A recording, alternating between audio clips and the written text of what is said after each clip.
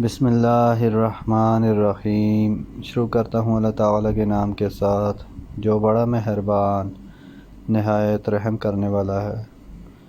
حضرت ابو ہریرہ رضی اللہ عنہ کہتے ہیں کہ رسول اللہ صلی اللہ علیہ وآلہ وسلم نے فرمایا، اللہ تعالیٰ نے میری امت کے خیالات کو جو دل میں آتے ہیں معاف فرما دیا ہے جب تک کہ وہ انہیں زبان سے ادا نہ کرے یا ان پر عمل نہ کرے۔ صوبان رضی اللہ عنہ کہتے ہیں کہ رسول اللہ صلی اللہ علیہ وآلہ وسلم نے فرمایا، جس عورت نے بغیر کسی بات کے اپنے شوہر سے طلاق طلب کی تو اس پر جنت کی خوشبو حرام ہے۔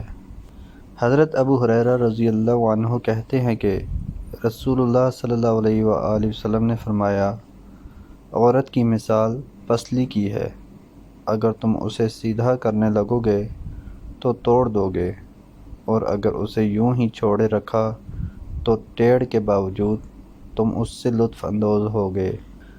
سلیمان بن یسار کہتے ہیں کہ ابو ہریرہ، ابن عباس اور ابو سلمہ بن عبد الرحمن رضی اللہ عنہم نے آپس میں اس حاملہ عورت کا ذکر کیا جس کا شوہر فوت ہو چکا ہو اور اس نے شوہر کی وفات کے بعد بچہ جنا ہو۔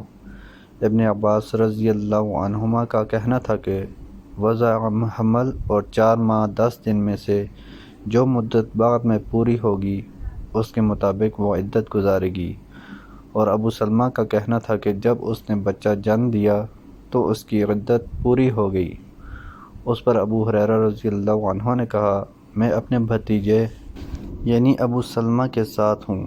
پھر ان لوگوں نے ایک شخص کو ام المؤمنین ام سلمہ رضی اللہ عنہا کے پاس مسئلہ معلوم کرنے کے لیے بھیجا تو انہوں نے کہا، سبیہ السلمیہ نے اپنے شوہر کی وفات کے کچھ ہی دنوں بعد بچہ جنا۔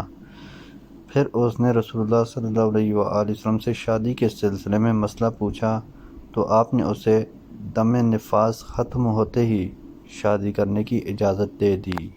حضرت ابو موسیٰ اشعری رضی اللہ عنہ کہتے ہیں کہ میں رسول اللہ صلی اللہ علیہ وآلہ وسلم کے ساتھ ایک سفر میں تھا۔